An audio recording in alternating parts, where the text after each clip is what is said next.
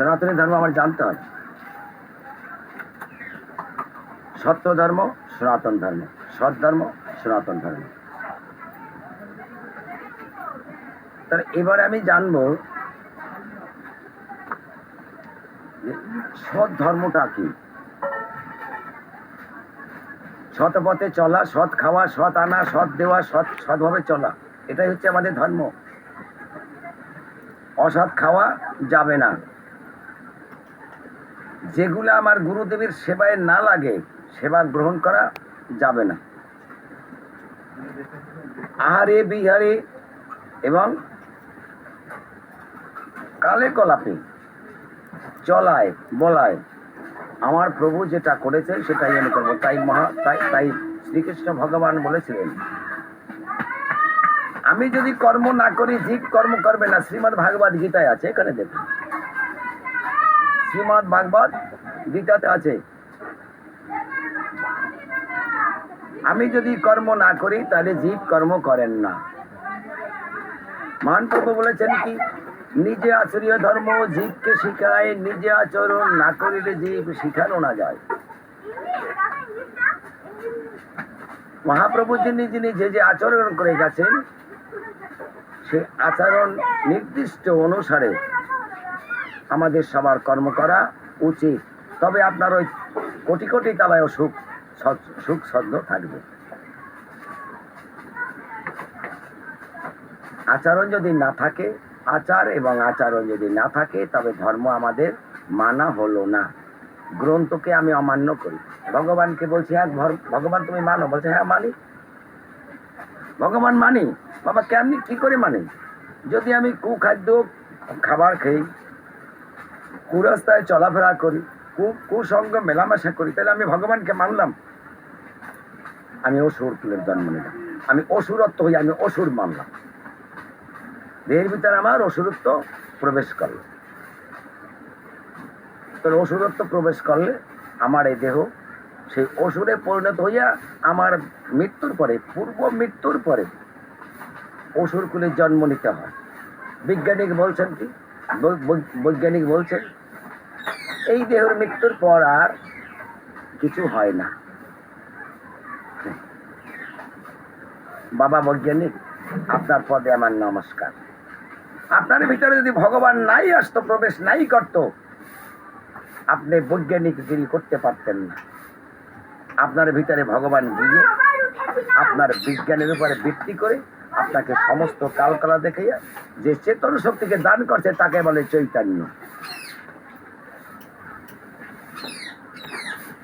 বাবা ভজন মার্গ কিন্তু একটা নয়, চারটা, চার থেকে 16টা ভজন মার্গ। কি কি? স্থূল, প্রবাত্য, সাধক এবং সিদ্ধি, 4 স্তর ভজন মার্গ। আমি আজকে স্থূল স্তরে কথা বলবো। স্থূলের জন্ম কিন্তু এক স্থূল হচ্ছেন মাতৃগর্ভ। হ্যাঁ, স্থূলের জন্ম হচ্ছেন কোথায়?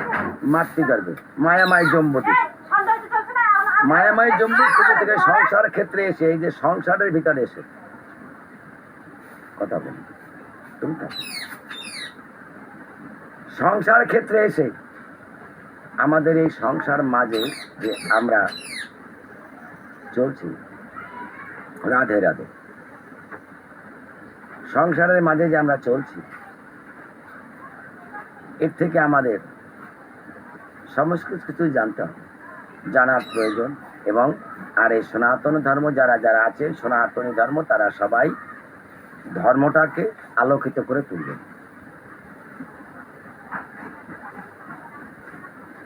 আমি তো বাবা পারি নাই, যদি আপনারা পারেন সেটাই হচ্ছেন সর্বশ্রেষ্ঠ। যতটুকু ভাবে হোক আপনারা করবেন। জয় রাজেশ্বর। তাহলে মহান প্রভু আমাদের কেন এসেছেন? এখানে কি কি ধর্ম নিয়ে এসেছিলেন? চৈতন্য সাবজেক্টে বোঝা হয়ে গেছে, চৈতন্য চেতন শক্তি। চৈতন্য শক্তি যার ভিতরে আছে, চৈতন্য শক্তি চেতন শক্তি, তার উপরে নয়। যে যে রূপে যে যেখানে ভাসমান ভাস করতেছেন তদ্রূপ। তবে মাতৃভূমি, রাধে রাধে, মাতৃভূমি জন্ম জঠরে, আরেকটা শিশুকাল থেকে আমাদের জন্ম হয়। শিশুকালে জন্ম হয়, শিশুকালে আশ্রয়কার আশ্রয় হচ্ছেন মাতা পিতার চরণ। আশ্রয় মাতা পিতার চরণ। সৃষ্টিকর্তা কে? ব্রহ্মা। সৃষ্টিকর্তা ব্রহ্মা, আশ্রয় মাতা পিতার চরণ। কাল হচ্ছেন নিত্যকাল। দেখেছেন এখানে নিত্যকাল। বাবা যে কলি, এই যে কলিকে বলি সত্য ত্রেতা দাপার কলি, চারটে যুগ। চারটে যুগ, এই চারটে যুগের ভিতরে নিত্যকাল কেন বলা হলো? হ্যাঁ, নিত্যকাল। যা সত্যে ত্রেতায়, তারপরে যেটা হয়েছে সেটা মহান প্রভু আমি তিনি নিয়ে আসার জন্য নিত্যকাল বলা হয়েছে। যেখানে হাজার হাজার বছর মানুষ বসবাস করতো, হাজার হাজার বছর তার জীব বসে থাকতো, ধ্যান জ্ঞান তপ জপ করতো, হাজার হাজার, 10,000, 20,000, হ্যাঁ 50,000 পর্যন্ত তারা এই জীবিকা নির্বাহ করে তারা ধ্যান জ্ঞান করতেন। কেউ হেঁটো পদে, ঊর্ধ্ব পদে, মাথা তুলে নিচু করে বিভিন্ন প্রকার করতো, তাই না? ফলমূল জল বায়ু আহারই করতেন। তাদের হাজার হাজার বছরের সময় ছিল, কিন্তু তাতে পেয়েছে কি? ভগবান পেয়েছে না। ভগবান পেয়েছেন, ব্রহ্মাকে পেয়েছেন, বিষ্ণুকে পেয়েছেন, শিবকে পেয়েছেন, কিন্তু ভগবানকে পাননি। এই ভগবানকে না পাওয়ায়, ভগবানকে না জানার জন্য ভগবান নিজে মনে মনে একটা চিন্তা করলেন, আমি একটা লীলা করব, একটা লীলা করব। কি লীলা করব? বিনোদ খেলা হবে, নিত্য নূতন বিনোদ খেলা। এই নিত্য নূতন বিনোদ খেলা হবে। কোথায় করব? আমি নদিয়ায় গিয়ে করব। তাই নিত্য নূতন বিনোদ খেলা কিভাবে খেলবে? দাদা বলরামকে বললেন, তোমরা সমস্ত পারিষদগণ আমার পাশে বসো। বলরাম নিত্যানন্দ হয়ে যাবে। এক চক্কা গ্রাম। রাধে রাধে, রাধে রাধে। বলরাম যাবেন, এই যে অষ্ট সখাগণ সখীগণ যারা আছেন সমস্ত চলে যাবেন, আমি তারপরে আসছি, আমি পরে যাব। লীলাচলে সবাইকে পাঠিয়ে দিলেন, সবাইকেই পাঠিয়ে দিলেন, সবাই চলে এলেন। নিত্যানন্দ প্রভুর বয়স যখন 50 বছর, যখন বয়স তার 50, তখন মহাপ্রভুর জন্ম। কত বড় নিত্যানন্দ, তাহলে কত কত তার বয়স, অনেক বয়সী, তখন মহান প্রভুর জন্ম নেয়।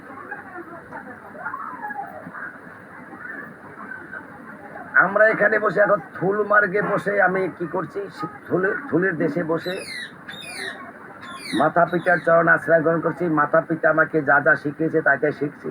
কি কি শিখাচ্ছেন? স্কুলে পড়াচ্ছেন, স্কুলে পড়াচ্ছেন। সংসারে এই মায়ার জীবের ভিতরে মায়া আচ্ছাদন দিয়ে আমাকে মায়ায় ঢেকে দিয়েছেন। তা নিত্য কলি কেন হয়েছে? নিত্য কলি এই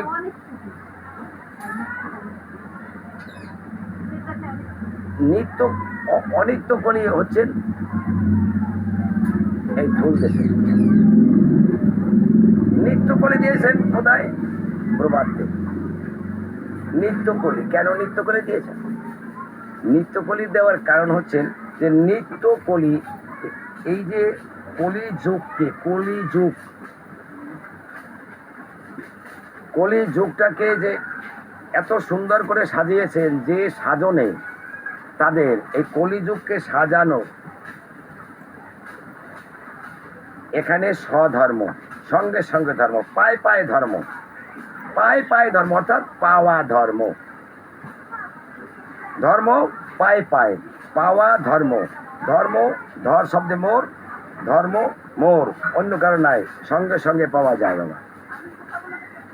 তাই বলেছেন প্রভু, বলেছেন একবারে লোহিতে নামে যত পাপ হরে, জীবেরও কি সাধ্য নাই তত পাপ করে। একবারে যে পাপ করে, জীবের শক্তি নাই তত পাপ করে। কত পাপ করবেন আপনি? একবার নাম লইলেন, আবার দেখেছেন অহর্নিশি করো যদি নাম সংকীর্তন, তবু মিলবে না ওই শ্রী নন্দের নন্দন। বাবা নন্দের নন্দন পাওয়া যাবে না। এখন কেমন হলো? বাদ বাকিটা পরবর্তী পাঠে পাবেন।